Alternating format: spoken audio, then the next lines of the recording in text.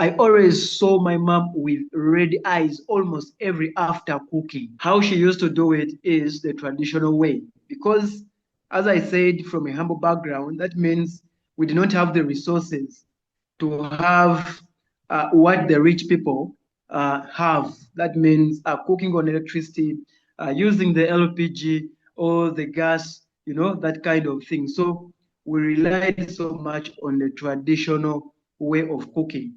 And the most traditional way is using the three stone method, whereby you have a stone, and a stone, and then you put on your saucepan. There is a lot of smoke, and this really, it was so disturbing to whoever was cooking, not only the mothers, but whoever was doing the cooking. You will find that they face issues, health issues. Smoke is very dangerous when it comes to our body. So this gave me passion when I was growing to think deeply how I can impact such communities that cannot, you know, uh, afford having the clean techniques which were available and they were expensive. So thank you so much, John, for taking out the time talking to us. And I would like to first and foremost get a little bit of an introduction from you, and we can proceed thereon with the rest of the interview. But tell us your story, John. Where did your ambition towards working in the domain of sustainable cooking begin? Wow, wow, wow. Thank you very much. Well, Viklan, my name is John Sechtoreko. I'm a Ugandan by birth. I come from Uganda. I'm a civil and environmental engineer holding a bachelor's degree. I come from a humble background. I come from a village far deep in Uganda, far, far deep. I guess coming from a humble background is what has shaped me up to where I am today. So that is John Sechtoreko.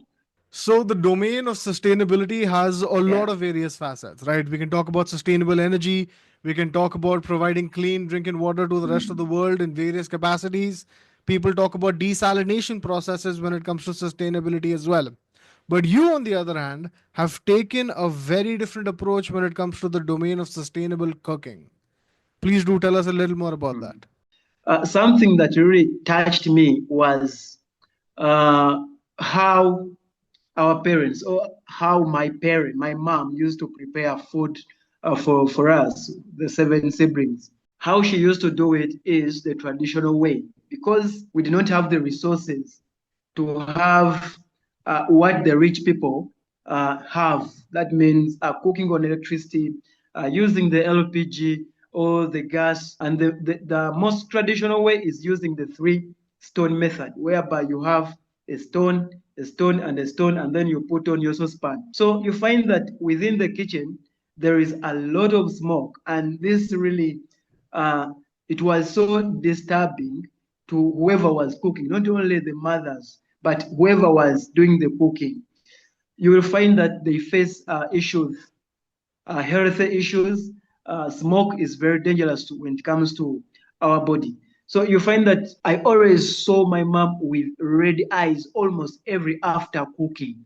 So this gave me passion when I was growing to think deeply how I can impact such communities that cannot afford having the clean techniques which were available and they were expensive. When I went through school, after school, doing a few of other projects, but then the thinking was still coming in that now, how can I change something back home, or how can I change something in my community?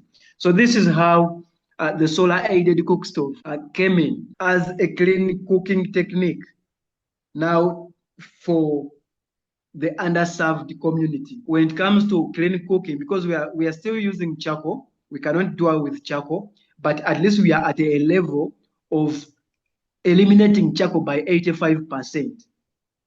Having a substitute as the magma rocks. In Uganda here, they are in plenty, and we can always get them. So this is how we have moved, and this is how we have evolved up to where we are now. Could you speak to Yeah. how this directly contributes to communities that have little to no resources being provided to them? Well, all the materials are locally available.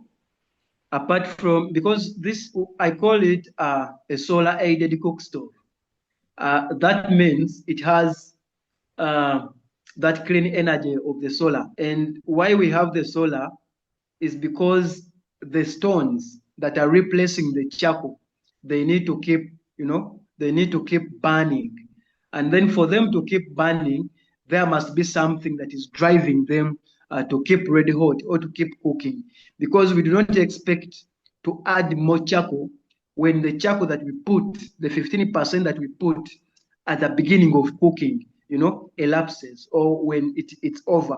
So we don't put any more charcoal, but we continue cooking with these stones or the rocks that are substituting the charcoal.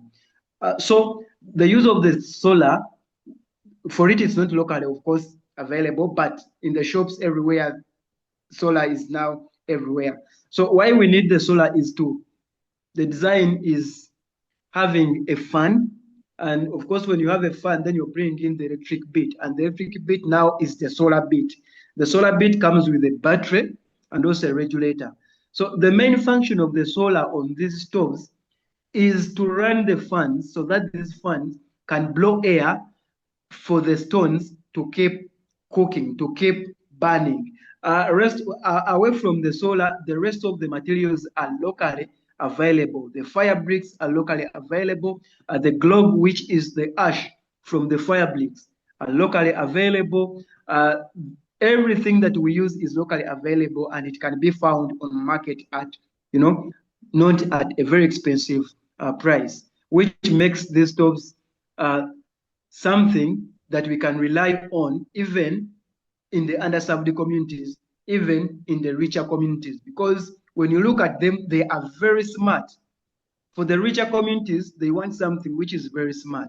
And our design, or what we give out as our product, is something that suits for both, suits for the rich community, suits for the underserved community. So that is where we are, and the materials are readily available. The volcanic rocks are readily available in our volcanic mountains, because we have a volcanic mountain here. And it is something which is good because it is giving employment to the ladies in the mountains who are collecting these stones for us so that we can have them. And then instead of disposing them off, we have them and then use them in the cooking space. That's great, John. So, in terms of scalability, In terms of scalability, before speaking about the challenges, since 2021, just like we shared the other day, since 2021 when we started this, we have at least installed 100 stoves. And I've been sharing them on different social medias. Whenever we put up a stove, then I share it so that I show our progress. So at least 100 of them have been installed, but these that have been installed, they have been installed in the richer communities. I've not had an opportunity to install this kind of technology in the underserved communities because of the challenges that I will share, and of which I think we can, tackle together and have this disseminate from the richer communities then to the underserved communities. So at least 100 stoves have been installed, and the feedback is wow. Because wherever we have installed these stoves, we have gone back to ask to find out more about what the clients are saying, to find more about what is really happening with the stove that we have put up. And the clients are saying, please, if you can serve more people with these stoves, please go on, because this is the way to go. You're saving charcoal, and by saving charcoal, you're saving the cutting down of trees.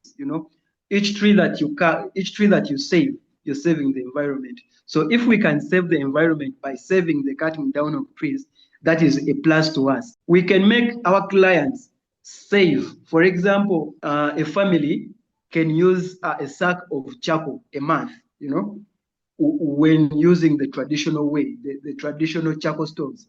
They can use a sack of charcoal a month. Or let us say even 2 months, maybe, if the family is really small.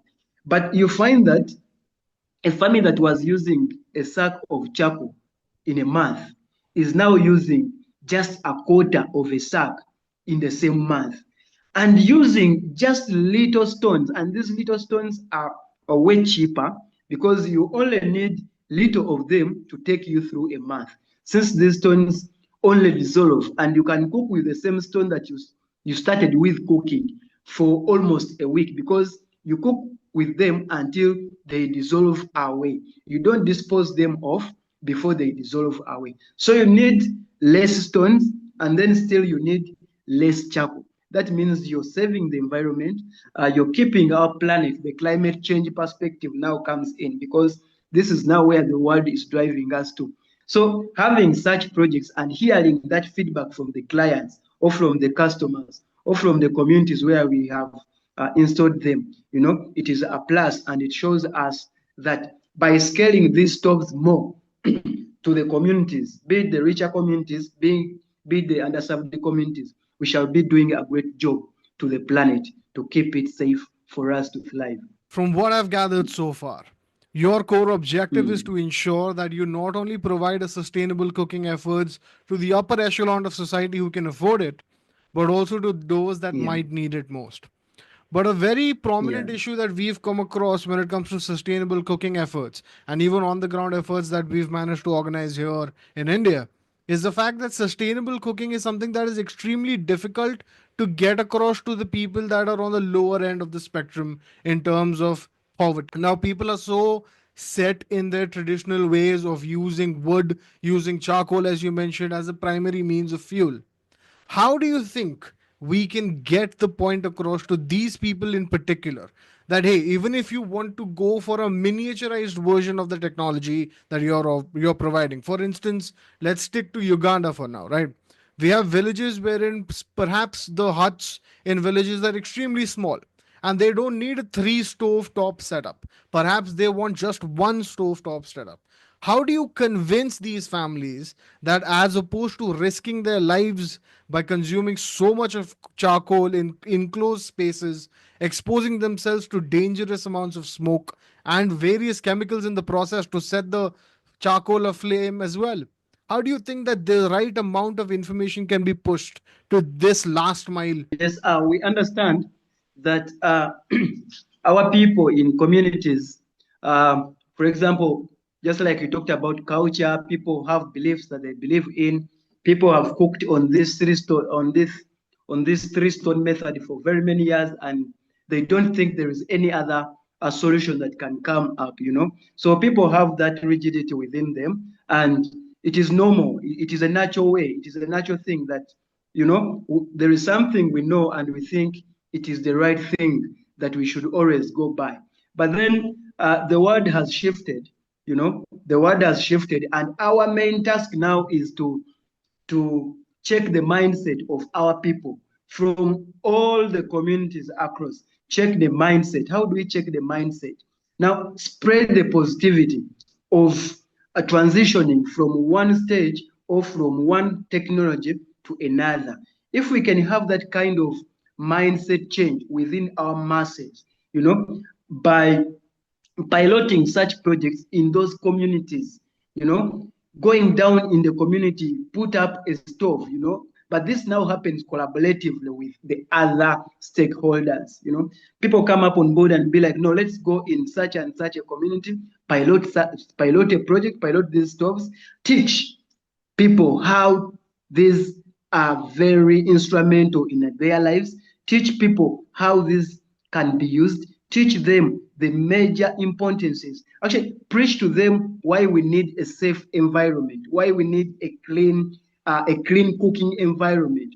Preach to them how cooking in a dirty environment affects their health, affects their longevity, because you find that even our lifespan cuts short, becomes short. For example, here in Africa, our lifespan becomes short because of the things we do.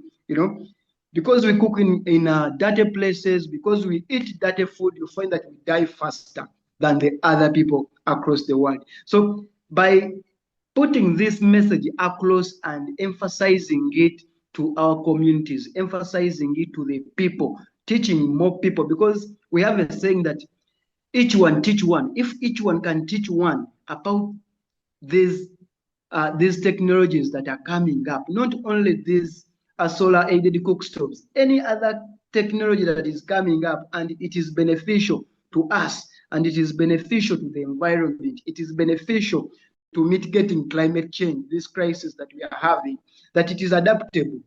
Emphasize why they need them, emphasize why they need to shift, just like the world is shifting from one technology to another technology for their survival. What would you consider to be the biggest roadblock that you are currently facing when it comes to implementing this process? So we look at roadblocks. For example, we have a challenge whereby the initial installation of this stove somehow high, is somehow high. But then we look at ways, how do we cut the cost so that everybody is not, no one is left behind with this kind of technology. And well knowing that the more we continue to provide this service, the more we continue to put it out there, the more the world is going to see what we are doing. Even our governments, because we have the roadblocks, they will never go. But if we stop functioning, if we stop operating because of the roadblocks, even our governments will not see what we are doing, because governments will only come in to assist those who are moving, to assist those who are really doing work. So the roadblocks are there, just like I've mentioned that. But then, how do these roadblocks encourage us to keep moving so that they can be solved within the system? That's an extremely healthy take, John. That's very impressive from you, given the fact that, of course, all of Yeah, us come across a lot of roadblocks, but the fact that you're willing to yeah, work through them says a lot about your commitment to the mm, cause. Now, a couple of yeah, things that when we talk about sustainable cooking, now a facet that Sub Saharan Africa and a couple of countries they're also pushing, including with Central India, is that people are using solar cookers as their new primary way of cooking food. Now, solar cookers are something that is extremely difficult to understand at first, but once you get a hang of how solar cookers function, they're completely self sustaining. So, what are mm. your thoughts on solar cookers also being an asset, and what do you think is the biggest problem when it comes to solar cookers? What we are doing is solar aided cook stoves. And then now the solar cookers, because there are different technologies that have been, formulated for our people. And because for us, we say we are not after dominating the markets. No, we are after solving, or giving solutions to challenges that really face our people. And my thought about the solar cookers, especially here in Africa, they can be adapted and they will be adapted. And I'm sure they are already in place here in Africa. Because remember, whatever we are doing has existed before. And since whatever we are doing has existed before, we're only improving on the products that were already there. For example, now, the relationship between the solar cookers and the solar aided cook stove. You see, they are both now using the solar as the main source of energy. Why do we have charcoal? Because charcoal is the widely used fuel across Africa, because it has been looked at as the cheapest way, as the cheapest mode of cooking across Africa. But then we see it as the cheapest mode of cooking without understanding that it is actually the most expensive, because it destroys the environment. And when you destroy the environment, you're going to get sick. When you get sick, you're going to spend in the hospital. When you get to hospital, you may even end up dying. So yes, it is cheap because we are poor. We are poor in quotes, you know, so we see it as a cheaper way of using, of cooking, but it's not the cheaper way. So we have the LPG, we have the electricity, we have the solar cookers, which we see as something that is expensive, and we still get to the charcoal. That's why we come in and say, no, let us provide something which is related to the traditional cook stove or the charcoal stove, because we have the charcoal stove that use charcoal only, 100% of charcoal. So we said, let us put up something that is related to the charcoal stove, which can be used by anyone once once a stove is installed in his or her house. It can be used by anyone because you're not going to buy gas. You're not going to refill the gas bottle. You're not going to buy electricity. You're not going to now with the solar cookers, they are also efficient because you're also not going to buy anything. It's only purely solar, so you still keep cooking. So there is a relationship between what we are providing and the solar cookers. And once we have them both on board, once we scale them down on board, yeah, we shall be beating almost a number of birds with one stone. So the solar cookers are efficient because it is purely clean energy. And then the solar aided cook stove, it is also efficient because it comes back now to the poor person who is still using charcoal. Now we are giving him, instead of the charcoal, 100%, we are giving him stones, rocks, and rocks are readily available and they are very cheap. And then with the charcoal, you're only using 15%. And we are looking at how we can also phase it out completely. What now the solar cookers are doing. So it is really interesting that more technologies are coming on board, more people are coming on board to scale up these technologies so that our people can live healthy, can live happily, can save some money for school fees for their children, things like that, you know? Absolutely. I guess the bottom line always remains the fact that irrespective of what sustainable methods that we use, it's about the betterment of Mm. humanity and of society as a whole. So, of course, I Yeah, completely agree sure. with you there. Now, let's talk a Mm. little on a little lighter note. How about we talk about if you were given the opportunity to snap your fingers today and make a change in the world? It can be any change at all. What would John change? Yeah, if I snap my fingers now and I was given an opportunity to change something, you know, I wouldn't go away from the line of clean energy. I don't want to get out of that line. Something that I would want to change is one, changing the mindset of our people and us to understand why we need clean cooking technologies, why we need to embrace these kind of technologies, because it is the only way we can live, healthy. So by having that opportunity, given resources, given whatever that I would need in the world to change the mindset of our people, because it is the mindset that disturbs the world. It is the rigidity of our mind that keeps us in the same, believing in the same thing all the time. But once you trigger and change the mindset of the Indians, you change the mindsets of Ugandans, you change the mindsets of everywhere, and towards clean cooking, then we shall be playing a very bigger role, So if I can make that change and trigger the minds of the people to not to be rigged, but to go with whatever technology that comes, as long as it is safe for them, as long as it is after improving their lives, as long as the standards of living are getting raised, because it is all about community outreach. It's about the people. And there's nothing you can change without first changing the people that you want to change. So changing the mindset of the people is key. And if I can do that, if I can be given an opportunity and to scale down this technology to the smallest community and their mindset has been changed, it will be very easy for such a project to be implemented in those communities. So it is only mindset change. Once that is done, then the trigger will be pressed. That's beautiful, John. Couldn't have said it better Yeah, myself. A very refreshing take from you and an amazing yeah, sure. conversation. I would love to hear Mm. any parting words that you have for us, and also for you to mention that if we have donors that are on an international level who want to contribute towards your funding, who want to contribute towards your efforts, what would be the best way for them to reach you? And also, please give us your final insights before we say goodbye. Well, thank you so much, Viklan. Nobody does it alone, and no man is an island.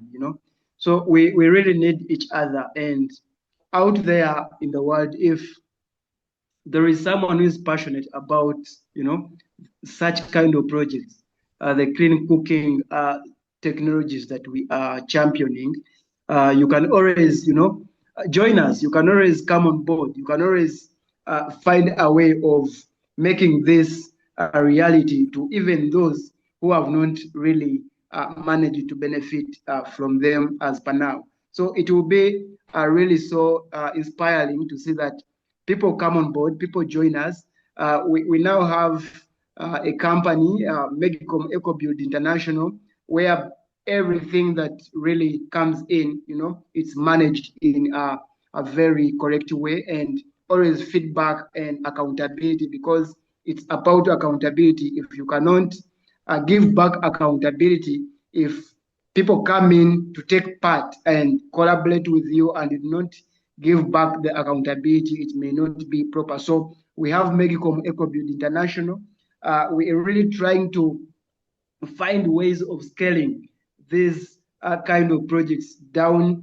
When you install this kind of stuff, you're getting part of us. You're becoming part of us. When you support us, you're becoming part of the movement. So it is really paramount that stakeholders, organization, non-government organization out there, big corporates out there, join us and find a way of putting this across the globe. It will be so marvelous to have them come and support us.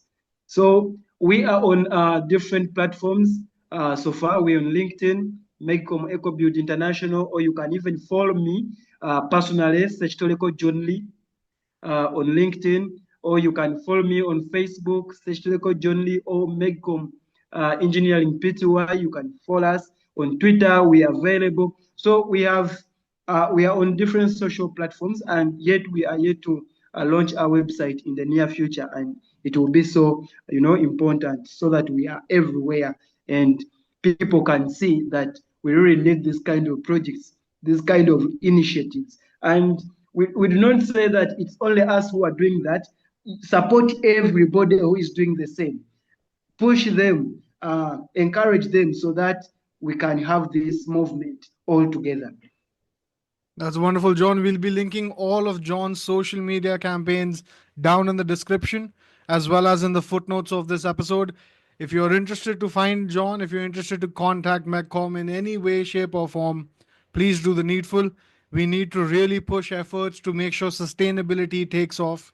And people like John are the very spearhead of various campaigns. Thank you very much, John, for taking out the time talking to us. I really wish you the absolute best. And I'm looking forward to talking with you again very, very soon. Hopefully, bringing you on board for a couple of more talks. Hopefully, inviting you across the boundary, having you come here, speak to some local efforts, speak to some fundraising, and get you going even further.